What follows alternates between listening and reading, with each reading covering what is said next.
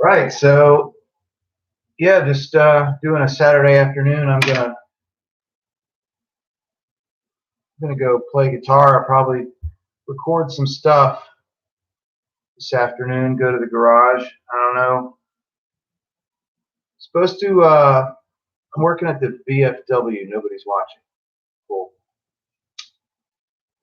So working. What the hell? I have to take this down now.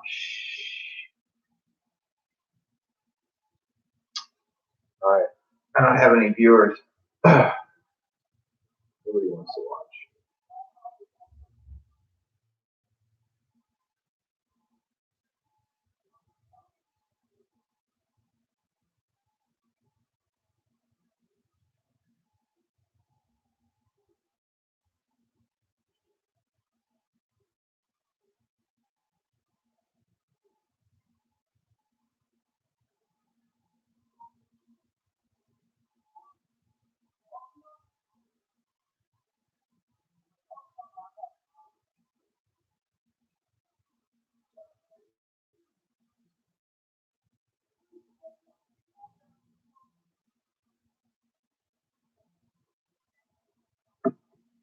This is really strange.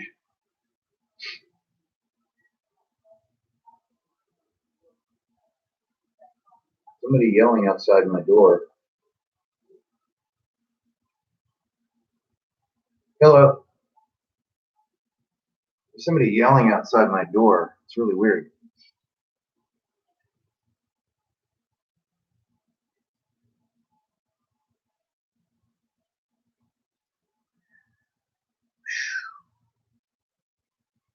Hope everybody's surviving and doing okay. There's a 7-Eleven like a block from where I am, and they were really, really strict about the muzzle. You couldn't go inside there, and they had the Dr. Fauci muzzles at the door. So when you went in, you had to take one. You know, be like Dr. Fauci, wear a muzzle, and today I went in there. They're still sitting there. Those muzzles, that little box is still sitting there. And the poor lady behind the counter, she's so brainwashed. You know, there's people out there that are just, they like their slavery. They like the prison. They feel safe. They would rather be bereft of freedom and toe the line and live in an imaginary safety bubble that these authorities have set up that's actually a control grid. So that, you know, that there's always those characters. There's a lot of the books that I've read that have that, like 1984. And believe it or not, the book Watership Down is a lot like that. I know it's about rabbits that are uprooted and they're trying to find. It's animated. It came out in 1981. You should see that one. It's really good. I know it was redone, but that one is real. The artwork is real good. It's done on individual cells. It's not computer generated, and it's a lot of watercolor. It's really beautiful artwork. And this roaming band of rabbits find a place that's controlled, and some of these other rabbits in this I don't know what they call it. I can't remember what they call it. They're all like, don't challenge authority, don't go against the, you know. And I saw that in 1981 at the movies, you know. And my grandmother at the time, who had escaped Germany, had said, I noticed some things at a young age that were in fiction stories that were really truthful. You have to, in order to tell the truth, you have to use parables. And certain people will get it. Some people will just think that's a flight of fancy. But when reality, you're giving truth. but you have to use a context that's fictional, because otherwise those in power are like, oh, you can't. No, it gets by them because they're too stupid. They're too stupid. They're too one-dimensional thinking. They can't see that you're actually telling a factual truth. Rod Serling was good at that. He was an outlaw of Hollywood. Rod Serling. He didn't like the social life. He didn't like the cliques. And his scripts that he was writing for Twilight Zone were under constant supervision from the network, because he was putting stuff in his show that was extraordinarily deep and thoughtful and truthful. There's one Twilight Zone, because Rod Serling was in the Philippines in World War II. He did this story about where an American, I think it was a staff sergeant, and a Japanese commander switch sides. And you see that your enemy had humanity. Your enemy has a family. Your enemy has a kid and a wife. And that was World War II.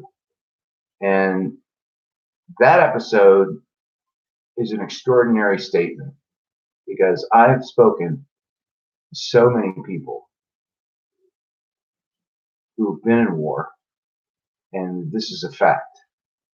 When I was a little kid, my mother would sit me down in front of the Twilight Zone, because it was going to give me some of that wisdom fiction that you can't get in a public education. They just want you to read their textbooks and just believe it. I think it was in 6th grade in my history class, the teacher was saying that the Vietnam War ended in 1973. And I raised my hand and I said, no, it was April 30, 1975. It was the pullout. We still had Marines and Army in Vietnam. It's like mission accomplished. It's the same thing.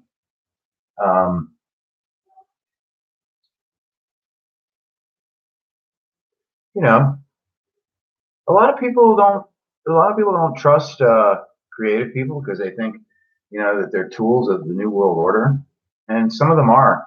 Some of them aren't even creative. They just look really cool. And there's some that don't toe that line and do their thing, and they're allowed to continue for some reason. I don't know what kind of deals are made. I don't even know. I know that a lot of people like Prince. I know Prince believed that the events in 2001 were orchestrated by the oligarchs and the banks to go to war on pretext of lies, and they got rid of him.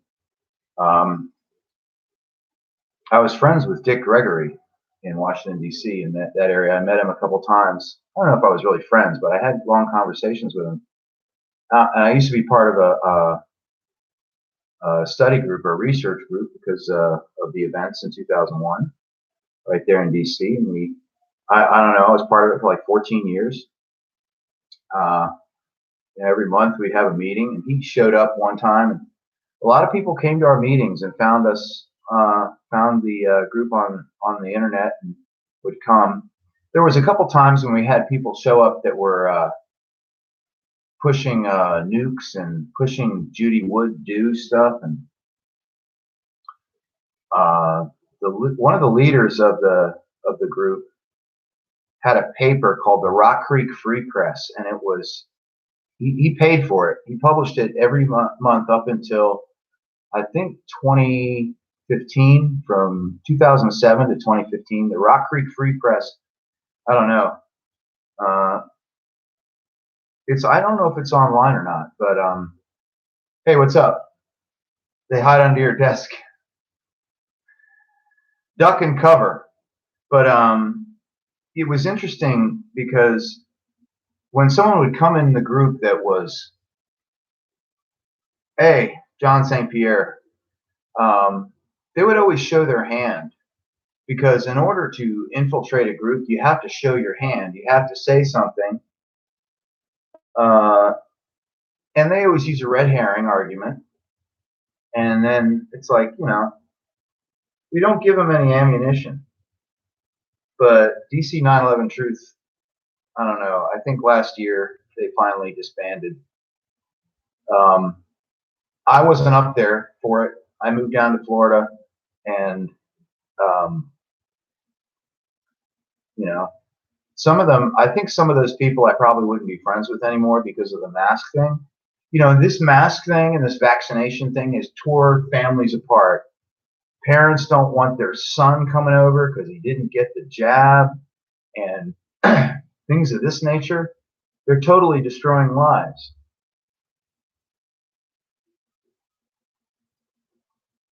Bring out your dead. Let's see.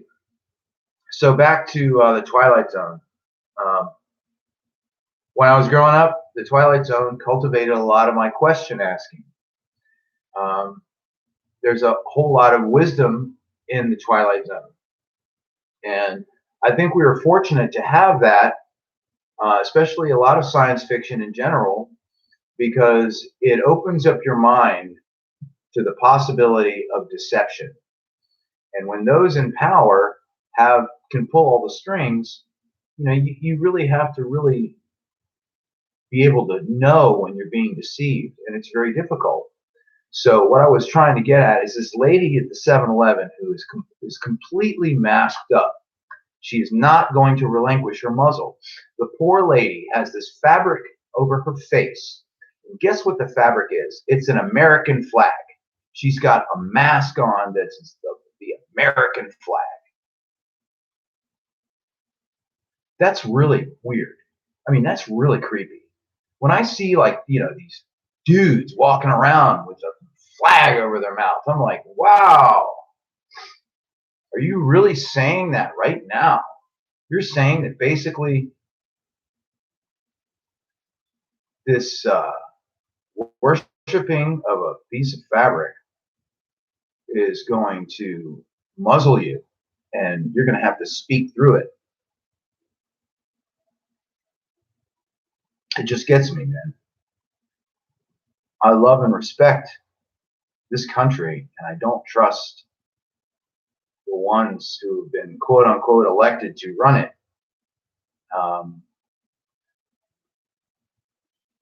This continent is a really amazing continent. If you look at all the variations in the types of environments on this continent, we've got everything.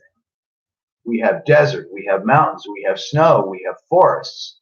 We even have jungles, some tropical jungles, which are being destroyed, which are probably, I know the Everglades, due to the sugarcane industry, have really, I'll fall in love where? The Late Late Horror Show channel. I will do that. I will do that. Let me type it in there.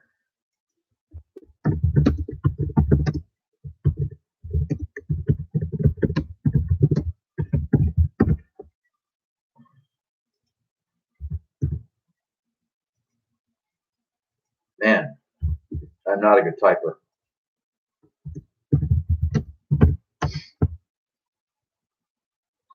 So what I was saying, I only have one person watching. That's John St. Pierre. I'm going to go play guitar, probably record some stuff. I recorded 2 things at the studio like a month ago. And they're not really something that I want to say, but the guys are not giving me the recordings. And I'm kind of upset. I've been asking for them. I'm saying, hey, I need a copy of those 2 songs. And they're just like, oh, yeah, sure, okay.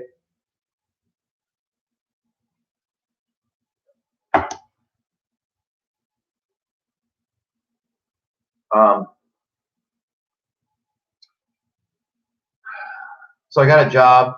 You know, I'm actually planning menus and cooking for a VFW post. Um, oh, thank you. Thanks, man. I don't know. You know, it seems like the more agony you are in your life, the better music you write because it's coming from a place of authenticity. And I hate to say that, but I mean, I know Jack Kerouac. He was a novelist, great writer, and some of his best writings came out of pain and suffering. You know, um, real pain and suffering. But I mean, you don't have to be miserable to write good stuff. That's not what I'm saying.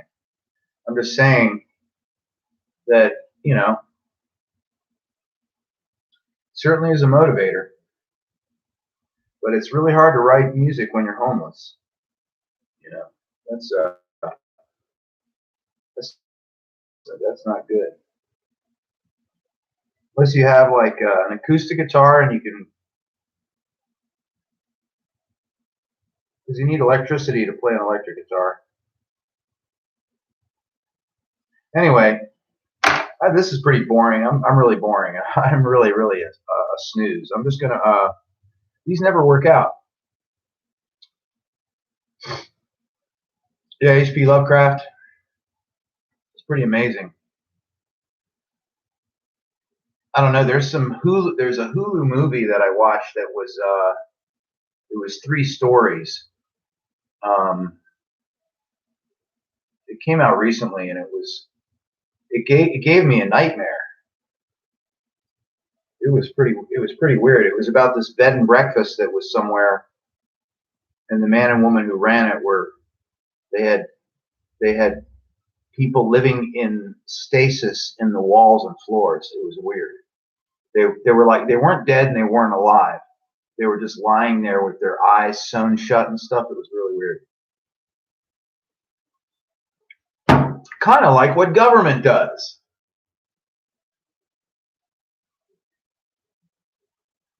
All right, I'm gonna go. Hey, John.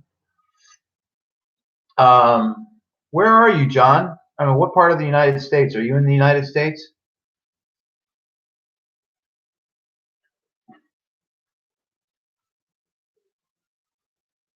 I mean, what are people like where you are?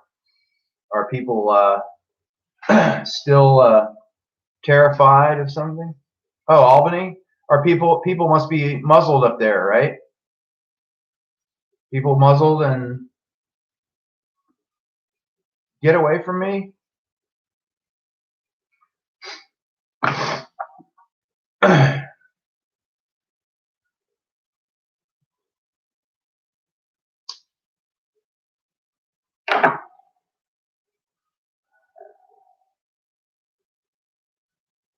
Well, that's good. I know, you know, once Michigan started it, they were going to listen, but Florida, they certainly don't want to listen.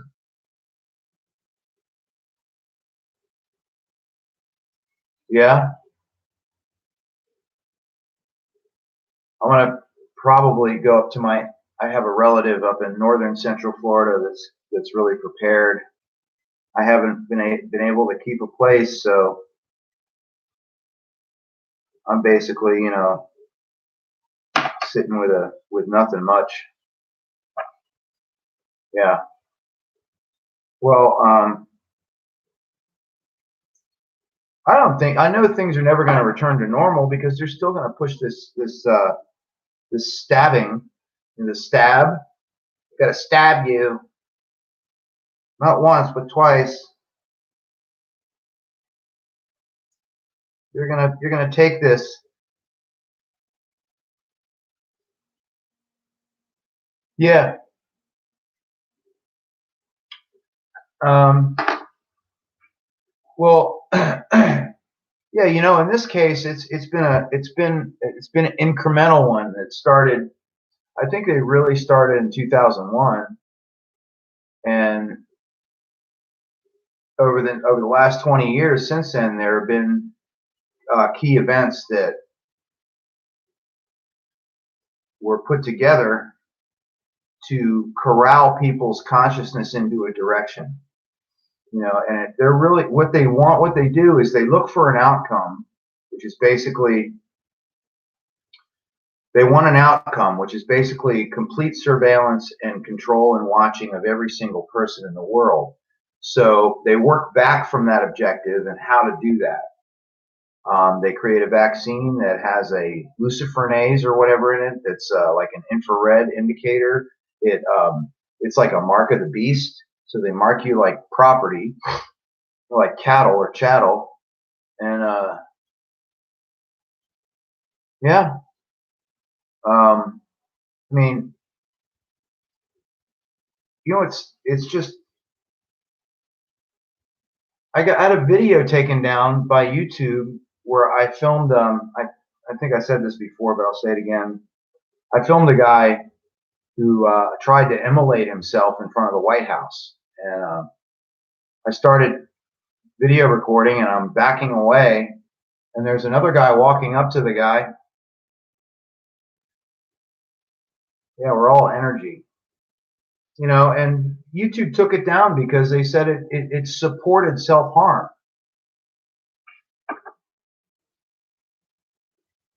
That is so insulting for YouTube to claim that I support self-harm. It is just really disgusting. Somebody flagged it, and I hope that person.